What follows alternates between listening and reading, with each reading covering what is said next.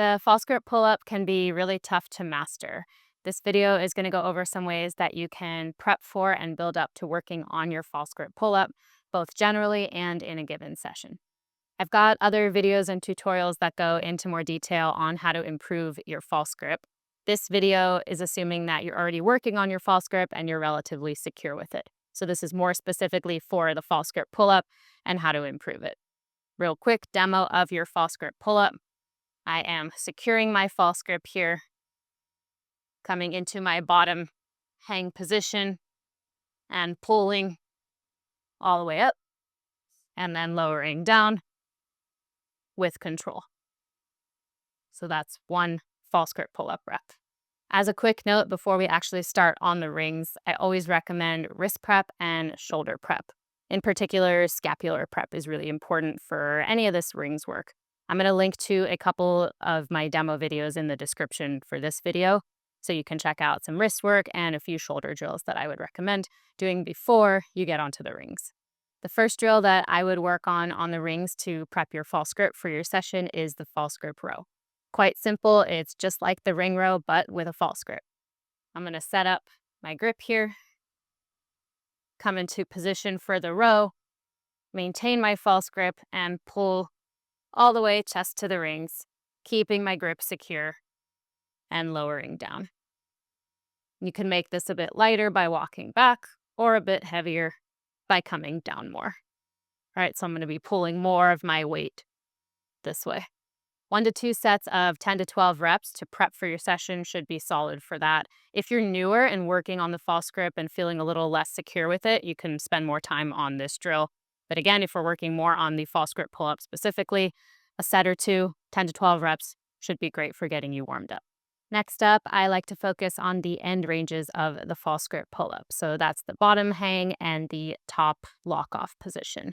Now, in the bottom position, you can either be doing a passive hang or an active hang, or you can even do scap pulls.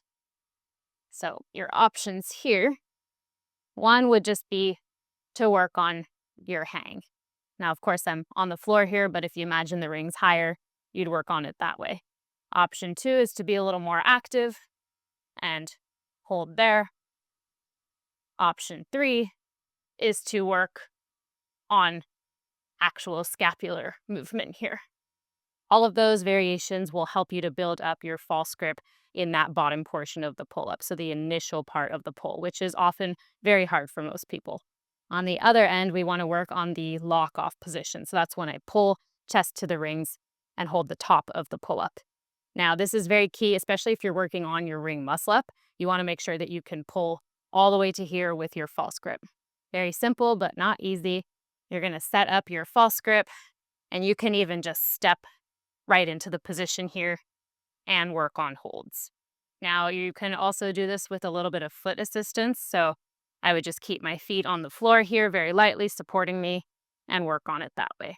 If you're newer to the false grip pull-up work, those 2 drills can be the main drills for the session.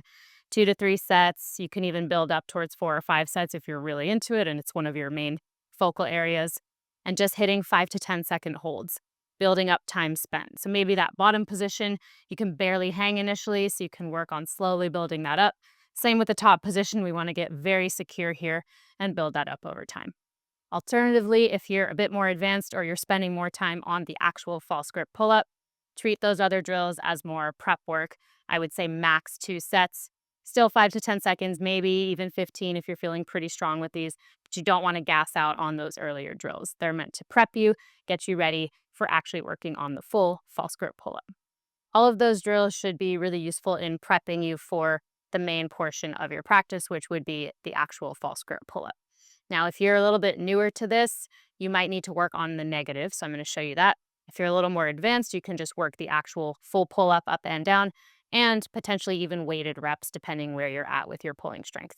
What I want you to focus on is whichever progression that you can do with clean technique for 3 to 5 reps. Starting with 3 sets, maybe each week building a set or 2. You can also just work 3 sets for several weeks, but if you want to be able to progress, 4 sets or 5 sets as you get later into a phase should work well. So again, whichever technique you can do for 3 to 5 clean reps, that's what we want to work with. Just to review your full false grip pull-up, we're coming into our bottom hang here. I've got my grip set. I am pulling all the way up and coming back down.